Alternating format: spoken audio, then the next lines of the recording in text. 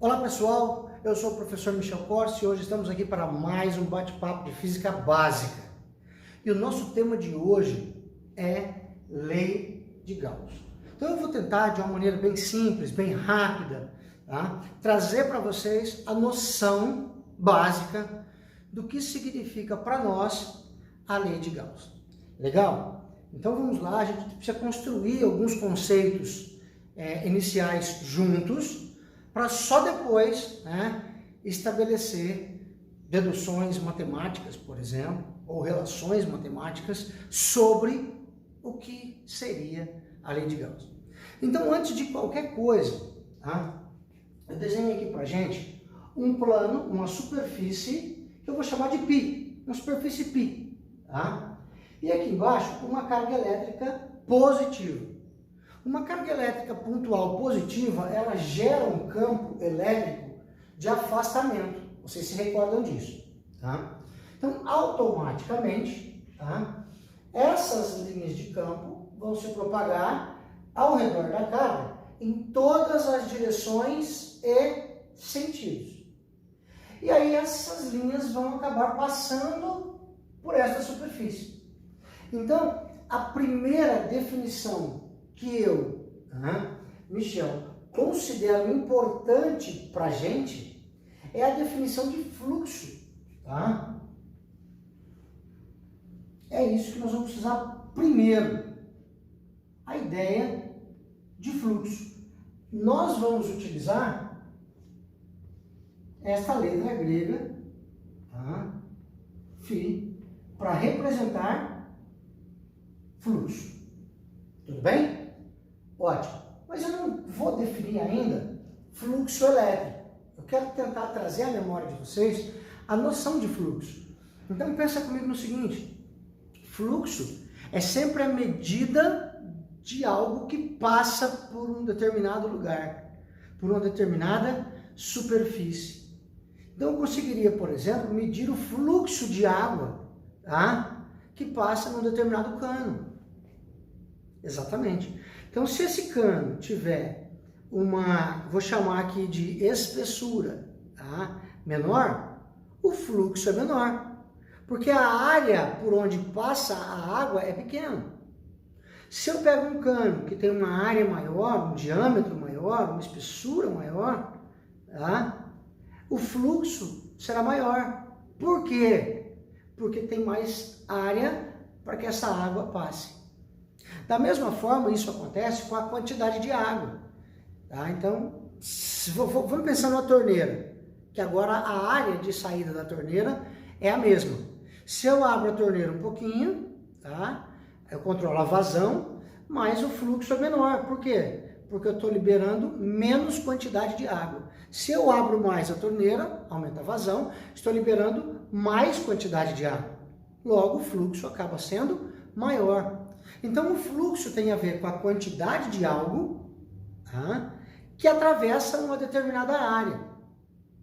Quando eu penso em fluxo elétrico, que aí eu estou trazendo agora para a nossa área de Física 3, este fluxo elétrico, ele está diretamente ligado ao quê? A quantidade de linhas de campo elétrico que atravessam uma dada superfície. Esta é a noção de fluxo para nós.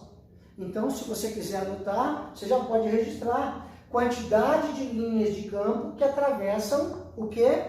A minha superfície π. Então, imagine o seguinte, olha só. Eu vou pegar aqui da minha superfície,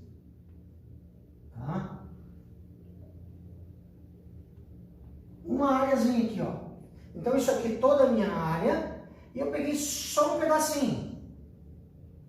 Só um pedacinho dessa área. Um pedacinho dessa área, e aí eu vou desenhar aqui, perpendicular a este pedacinho,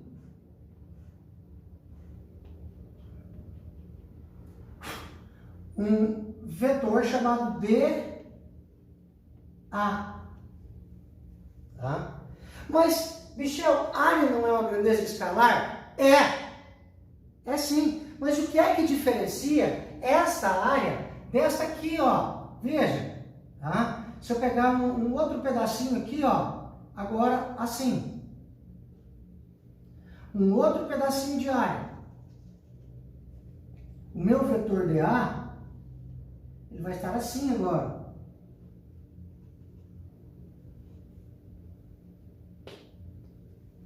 Ou seja, em cada ponto que eu pegar esta área, eu preciso automaticamente desenhar uma linha que seja perpendicular, ou seja, essa linha faz 90 graus com a superfície do plano. Aqui é a mesma coisa, veja, 90 graus com a superfície do plano.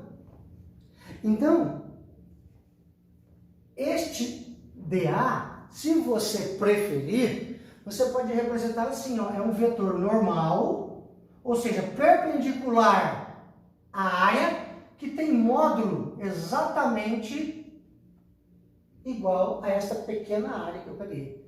Tá? Então, é um vetorzinho perpendicular à área, cujo módulo dele vale exatamente o valor da área que eu calculei aqui. Tá? Este pedacinho, para mim, ele recebe um nome, ele é chamado de elemento de área. Um elemento infinitesimal de área. Se eu pegar a superfície toda, eu tenho a área da superfície. Se eu pegar só um pedacinho, eu tenho um elemento infinitesimal da minha superfície do plano. Tranquilo até aqui, pessoal? Feito isso, tá? Eu preciso o seguinte, eu preciso verificar, olha só, o meu campo elétrico, vou pegar essa linha de campo aqui, ó, quando ela chegar na minha superfície, ela vai, é como se ela furasse a superfície e atravessasse para cima, ó. Então, este aqui é o meu valor do campo elétrico, tá? Para cima. Então, eu tenho o campo e eu tenho o elemento de área. Se eu pegasse uma linha que saísse daqui, ó, eu teria aqui o campo e o elemento de área. Percebem que as coisas vão mudando. Então, o que é o fluxo? O fluxo é exatamente a soma da quantidade de linhas total que furam, que atravessam esta superfície. Então, eu sei exatamente qual é o meu fluxo do campo elétrico. Deu para entender a noção de fluxo? Então, é a quantidade de linhas de campo que atravessa esta superfície. Bom, vamos para a definição matemática da coisa. Só que antes da definição matemática, eu preciso que vocês se atentem para o seguinte. Vamos lá, vamos colocar aqui a definição de fluxo. Fluxo é definido matematicamente como sendo, olha só, a somatória em todo o meu plano π de quem? De E, que é as linhas de campo elétrico, produto escalar com o meu elemento de área dA, ou N dA, tanto faz. A notação que você preferir neste caso, tá bom? Então, aqui eu vou calcular 1, só que quando eu somar todos, eu tenho exatamente o meu fluxo elétrico, que é a quantidade de linhas de campo que atravessam toda a minha área, toda. Tá? Agora, é importante que você traga à sua memória o seguinte: quando você estudou em geometria analítica, você definia isso aqui. Exatamente. Por quê? Isso aqui é um produto escalar. E um produto escalar, olha só que bonito, vou até escrever aqui embaixo. Sei que meu espaço está acabando, mas já dá para entender. É como se fosse aqui o módulo de E que multiplica o módulo do elemento de área, que multiplica o cosseno do ângulo θ. Poxa, Michel, e quem é esse tal ângulo θ? Este ângulo θ é esse cara aqui, gente, olha só. É o ângulo formado entre o campo elétrico e o elemento de área. Esse é o θ. Ângulo formado entre os dois vetores. O vetor campo elétrico e o vetor elemento de área. Portanto, eu posso passar a escrever o meu fluxo elétrico da seguinte forma, olha só. O meu fluxo elétrico é igual a E vezes, perdão, é o somatório.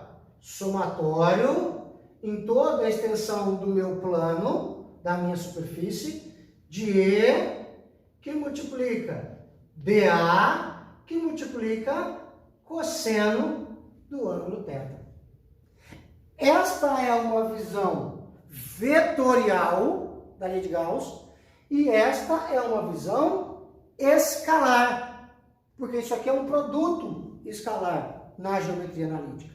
Então eu vou simplesmente nesse momento deixar isso aqui em stand-by para a gente.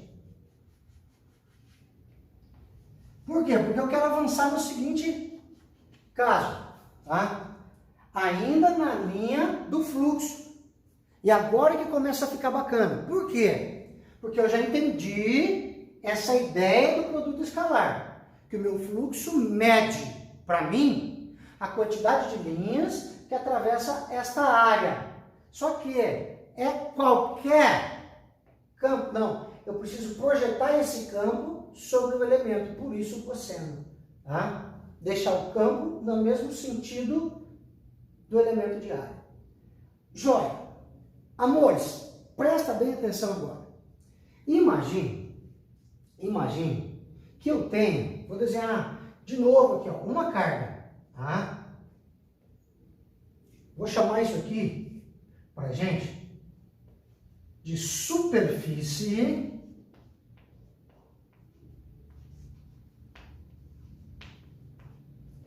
gaussiano. Deixa eu escrever um pouquinho mais afastado aqui.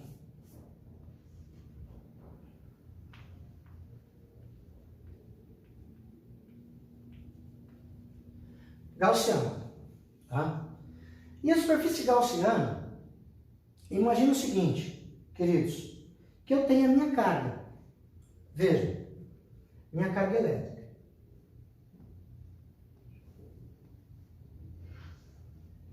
Muito bem.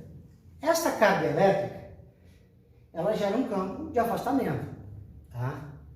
Agora, se a minha condição do problema, e aí você precisa ficar atento, porque é uma condição para a lei de Gauss. O seu problema, ele precisa ter simetria. Se o problema tiver simetria, fica mais tranquilo de você entender e trabalhar com ele. Aí você pode usar a lei de Gauss. Se o seu problema não tiver simetria, aí você precisa fazer no braço o campo elétrico por distribuição contínua de cargas. Como nós fizemos para o anel, como você pode fazer para a barra, como você pode fazer para uma esfera, enfim, tá? Mas aqui tem simetria, veja, eu tenho uma carga. E essa carga gera campo para todos os lados, igualmente. Então é simétrico. Então nós podemos desenhar uma superfície imaginária ao redor dessa carga. E aí, basicamente, eu vou contar para vocês, às vezes isso não é dito no livro didático. E aí a gente precisa resolver um monte de exercício, para entender que essa superfície imaginária, chamada de superfície gaussiana, ela vai ser ou uma superfície esférica ou uma superfície cilíndrica, em praticamente 100% dos casos. Tá? Nesse caso, tá, o que me dá maior simetria é a esfera. Então eu vou pegar e vou desenhar aqui ao redor dessa carga uma superfície que eu vou chamar de superfície gaussiana. Veja, e esta superfície gaussiana, ela é uma esfera.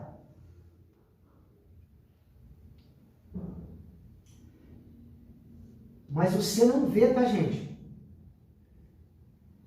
É importante ressaltar isso. Me perdoe o desenho, porque está sendo à mão no livro, aqui no quadro. Nem sempre é muito simples. Mas, isso aqui é uma superfície esférica. Olha lá. Perfeito. Tá? Esta superfície você não vê. Você não enxerga ela. Ela é uma superfície imaginária.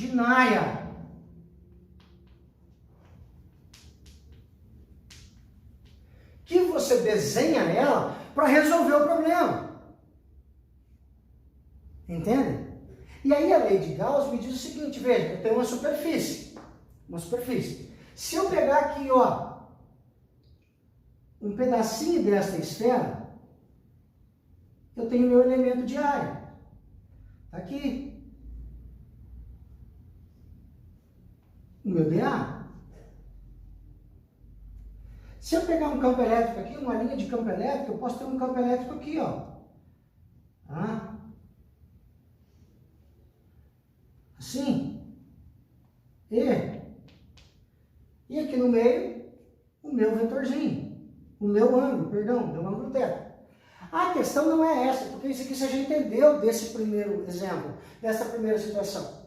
A questão é que a lei de Gauss para a eletricidade nos diz o seguinte, que o meu fluxo elétrico, olha que sacada, que o meu fluxo elétrico através desta superfície toda é igual à carga interna. Então eu vou pegar o valor desta carga aqui. Se eu tivesse duas cargas, eu pegaria o valor das duas, 3, eu somaria o valor da carga líquida que existe ali e dividiria pelo meu ε0, que é a permissividade elétrica do meio. Então, essa aqui é uma definição mais física, tá? Fluxo, ele sempre será igual à carga líquida, tá? Dividido por ε0. Portanto, se eu juntar esse cara aqui, tá? Com esse cara aqui, eu tenho o formal ou o formalismo matemático para a lei de Gauss, que será descrito assim. Olha que coisa linda! Uma integral dupla da minha superfície π, tá? Por que dupla? Porque é superfície, tá? Não é só uma linha, mas sim, né, tem base e altura, é a superfície, é a área, tá? De quem? De E, que é o campo elétrico, vezes dA, que é o meu elemento de área, e isto aqui tem que ser obrigatoriamente igual a quem? A carga interna à superfície gaussiana, dividido por ε0. Então, este aqui é o formalismo matemático para a lei de Gauss da eletricidade. Ô, Michel, mas eu já vi num livro que aqui estava só uma integral. Tá? Existem alguns materiais que colocam apenas uma integral. Tem problema? Claro que não. Tá? Claro que não, até porque muitas vezes você consegue resolver isso aqui partindo direto do escalar. E dA cosseno θ igual Q interno dividido por ε0. Perfeito, pessoal? Então isso aqui é a noção básica da teoria de fluxo, que é tá? E vezes dA, ou seja, é a quantidade de linhas que atravessa a superfície. E isso tem que ser igual à carga total que tem lá dentro, dividido pela permissividade do meio onde essa carga está inserida. Tranquilos? Eu espero que vocês tenham entendido a noção básica do que é a lei de Gauss e eu aguardo você no nosso próximo bate-papo de física básica. Se você gostou, curte aí, compartilha, se inscreva no canal, isso ajuda a gente a continuar produzindo materiais. Legal, galera? Um grande abraço e até o próximo bate-papo de física básica. Tchau, tchau!